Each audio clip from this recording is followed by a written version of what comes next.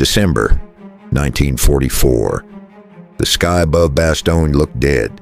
Heavy gray clouds smothered the Ardennes forest, while snow drifted endlessly across shattered roads and frozen corpses buried beneath white ice. The trees groaned under artillery shockwaves. Every few seconds, another shell screamed through the air before detonating among the pines with a violent burst of fire and splintered wood. The Battle of the Bulge had turned the forest into a frozen slaughterhouse. On the outskirts of the besieged town stood a makeshift American field hospital. It was little more than canvas stretched over wooden poles illuminated by weak lanterns hanging from hooks hammered into supporting beams. A giant Red Cross symbol was painted across the roof and side flaps, the universal sign that this place was neutral ground. Inside the tent, wounded American soldiers moaned beneath blood-stained blankets, while exhausted medics worked with frozen hands and hollow eyes. Surgical instruments rattled inside metal trays. Steam rose from buckets of boiled water. The smell of blood, iodine, wet wool, and cigarette smoke mixed heavily in the freezing air. Sergeant William Doc Hayes moved between the cots with trembling hands. At 31 years old, Hayes looked far older than his age. His face was lined with exhaustion, his beard covered in frost. Before the war, he had worked deep inside the coal mines of West Virginia, patching broken bones and crushed hands after cave-ins underground. Now he stitched torn flesh instead of miners. He had survived Normandy. He had survived Holland. And now Bastogne was trying to finish the job. For 4 straight days he had barely slept. Outside the tent, artillery exploded so constantly that the earth never stopped vibrating. And then came the rifle shot. A sharp crack split through the blizzard. One young American aid runner collapsed instantly into the snow outside the medical tent. Cardboard boxes of blood plasma burst from his arms and scattered across the frozen ground. The medics froze. Another wounded soldier screamed. Hayes rushed toward the entrance flap and looked outside. The young runner lay motionless in the snow, blood spreading beneath his body like black ink across white paper. But something was wrong. The shot had not come from the distant German lines. The smoke drifted from inside the hospital itself. Slowly, Hayes turned. Behind the canvas flap marked with the Red Cross stood a German paratrooper holding a sniper rifle. The man lowered the weapon calmly. Then he smiled. In that single moment, the rules of civilized warfare shattered inside the frozen forests of Bastogne. Before the siege ended, General George S. Patton himself would arrive, and what followed would become one of the most controversial acts of battlefield justice of the Second World War. Before we continue, click on the subscribe button. We tell real-life events about legends of war. By December 1944, Germany was losing the war. Its armies were retreating across Europe. Its cities burned nightly beneath Allied bombing raids. Fuel shortages crippled tank divisions.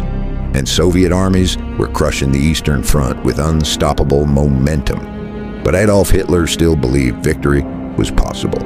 His final gamble came in the Ardennes forest. The operation was massive. Hundreds of thousands of German troops smashed into the weakly defended Allied line during a snowstorm so thick that aircraft could barely fly. Panzer tanks rolled through icy roads while artillery thundered through the forests day and night. The sudden offensive shocked the Americans completely. Entire units were overrun before they even understood what was happening. At the center of the chaos stood Bastogne. The crossroads town was strategically vital. Whoever controlled it controlled the roads through the Ardennes. American airborne troops rushed into the town and dug defensive positions through the frozen ground, while German armor surrounded them from every direction. Then the snow came harder. Supply lines collapsed, food grew scarce, medical supplies vanished almost immediately. Inside the American medical tents, men died from wounds that would normally have been survivable. There was no plasma, no morphine, no anesthesia. Doctors performed amputations while soldiers bit leather straps to keep from screaming. The Geneva Convention declared hospitals neutral sanctuaries. The Red Cross symbol meant protection. At least, that was the theory. But the Ardennes had become a place where desperation consumed morality. And some men no longer respected the old rules. William Hayes hated winter. Back in West Virginia, winter meant cave-ins. Frozen supports, collapsed tunnels, dead miners. As a medic, With the 101st Airborne Division, winter now meant frozen blood sticking to his gloves while men froze to death before he could save them. His fellow soldiers called him Doc. He never complained, never shouted, never panicked, but Bastogne was breaking him. The hospital tent shook constantly under nearby artillery impacts. Snow leaked through tears in the canvas roof. Some wounded soldiers had to share blankets with corpses because there were not enough supplies to move the dead outside. Hayes had stopped counting amputations after the first 27. Every hour, another truck arrived filled with shattered bodies, and every hour, fewer medical supplies remained. That morning, Hayes stood over a wounded infantryman whose stomach had been ripped apart by mortar fragments. The soldier begged for water. There was none left. Hayes stared at him helplessly while the man slowly died. Then the rifle shot echoed outside. The young plasma runner collapsed. Hayes saw the German sniper standing inside the sanctuary tent itself. For one horrifying second, nobody moved. Then American infantrymen tackled the sniper to the ground. The rifle clattered across the wooden floorboards. Medics shouted in rage. One wounded soldier tried to crawl from his cot to attack the prisoner before collapsing from blood loss. Hayes stepped forward slowly. In his hand was a steel trench knife. Its blade trembled inches from the German's throat, and every man inside the tent waited to see if he would kill him. Lieutenant Hans Becker looked completely untouched by the war. 24 years old, blonde hair neatly combed, uniform spotless, boots polished despite the mud and snow outside. An iron cross gleamed proudly on his chest. He belonged to the elite Fallschirmjäger paratroopers, some of Germany's most fanatical soldiers. But what truly enraged the Americans was how calm he appeared. He leaned casually against a crate of medical supplies while Hayes held the knife near his throat. His expression carried amusement, almost superiority. When Captain Donald Miller entered the tent, he immediately sensed something deeply wrong. The young German officer smiled politely. Then, in flawless English with an Oxford accent, he said, "Your peaches are surprisingly good for wartime rations." The tent fell silent. Miller stared at him in disbelief. Outside, medics still tried desperately to save the young plasma runner bleeding into the snow. Miller demanded to know if Becker had fired the shot. The German shrugged casually. "He carried supplies useful to your defense," he replied calmly. Removing him was tactically efficient. Hayes nearly lunged forward with the knife. Two infantrymen restrained him. Miller's face turned red with fury. "You fired from inside a Red Cross station," he snapped. Becker laughed softly. "War is not governed by romance, Captain." And then came the words that made every American in the tent want to kill him. "The Red Cross provided excellent concealment." He explained calmly that he had entered the medical tent unarmed after discarding his rifle outside. Under international law, he said he was now a protected prisoner. The Americans were legally obligated to feed him, shelter him, protect him, even after he had used their hospital as a sniper nest. The sheer arrogance stunned the room, but Becker was correct. Technically, legally, and he knew it. The report reached General George S. Patton within the hour. Outside the tent, engines roared through the snowstorm. An open-top Jeep skidded to a halt beside the hospital entrance. Patton stepped out immediately. Even in the freezing weather, his appearance was immaculate. 4 polished stars gleamed on his helmet. Ivory-handled revolvers rested at his waist. Snow crunched beneath his boots as he entered the tent, and the room became silent instantly. Patton's eyes scanned everything in seconds. The wounded men, the blood, the dead plasma runner is outside. Then the German sniper sat comfortably among stolen American supplies. Patton walked directly toward him. The general's voice remained soft, dangerously soft. "Do you know where you are standing, Lieutenant?" Becker nodded calmly. "A neutral medical facility protected under the Geneva Convention." Patton studied him silently. "Did you fire upon an American soldier from inside this hospital?" "Yes." No hesitation, no regret. The general's eyes narrowed slightly. And now you believe international law protects you?" Becker smiled faintly. "That's correct." Patton stepped closer. Every man inside the tent watched breathlessly. The general spoke slowly. "You seem to misunderstand something, son.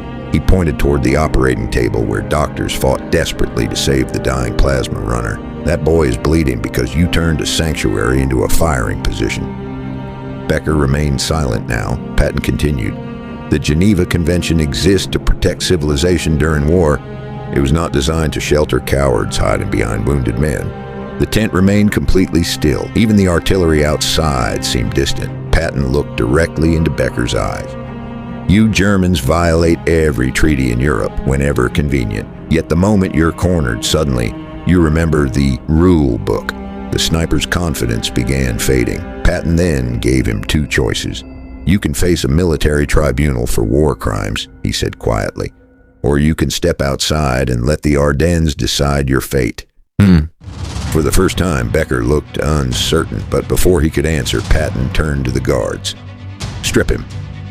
The soldiers ripped away Becker's heavy winter parka first, then his gloves, then his insulated boots. The German began shivering almost immediately. The tent flap opened and the freezing wind blasted inside. Snow swirled across the floorboards. Becker's arrogance vanished completely now. He begged, not loudly, but enough. Patton ignored him. The guards forced the German officer outside into the blizzard wearing only thin wool fatigues and socks. The cold struck him like a hammer. Snow whipped violently through the trees, while artillery flashes illuminated the horizon. The guards marched him past the American perimeter defenses toward a frozen logging road disappearing into the pine forest. Then they stopped. Patton stood near the edge of camp. Snow collected across his shoulders. "If you survive," he called out coldly, "feel free to file a complaint." The guards released Becker. The German stumbled forward into the white wilderness and slowly disappeared into the storm. The blizzard intensified after dark. Temperatures dropped far below zero. Inside the medical tent, Hayes sat beside the wounded plasma runner for hours. The young soldier finally died just before midnight. No one spoke. Outside, the snow buried bodies, vehicles, and abandoned equipment alike. Somewhere beyond the forest, Hans Becker struggled through darkness and ice alone. His feet froze first, then his fingers. The wind howled through the trees like screaming voices. More than once, he collapsed into snowbanks, believing he would never rise again. But survival instinct drove him onward. 3 days later, a German patrol found him barely alive. His right leg was black with frostbite. His hands are permanently damaged, and the proud sniper who once mocked the Americans now wept uncontrollably from pain. Sergeant William Hayes survived Bastogne. After the war, he returned quietly to West Virginia. He never became famous, never wrote books, never gave speeches. He went back underground into the coal mines and spent decades improving safety systems for younger workers. He rarely spoke about the war, but every winter his wife noticed the same thing. Whenever snow fell heavily outside, Hayes would sit silently for hours staring through the window. The trench knife he nearly used that day remained locked away until his death in 1978. Hans Becker survived the war as well. Doctors amputated his frostbitten right leg. After Germany collapsed, he returned to a ruined Berlin and spent decades writing angry letters to international legal organizations, claiming he had been mistreated by American forces. Almost nobody listened. As for Patton, he never mentioned the incident publicly. No official report recorded it. No wartime speech referenced it. But according to one surviving letter to his wife, Patton wrote a single sentence about the confrontation. "A man who turns mercy into camouflage forfeits mercy himself." Historians still debate what happened outside that frozen medical tent. Some argue Patton violated military law by abandoning a prisoner to the elements without trial. Others insist the general understood something deeper about war, that civilization itself collapses when hospitals become hunting grounds. What is certain is this: after that day, no sniper ever again used the Bastogne medical tents as cover. The Red Cross remained untouched for the rest of the siege. If you think that what Patton did was right, let us know in the comments section. For more stories like this, make sure to click on the subscribe button. And somewhere beneath the frozen forests of the Ardennes, the wind still blows across the snow-covered trails where one German sniper learned that even in war, some lines should never be crossed.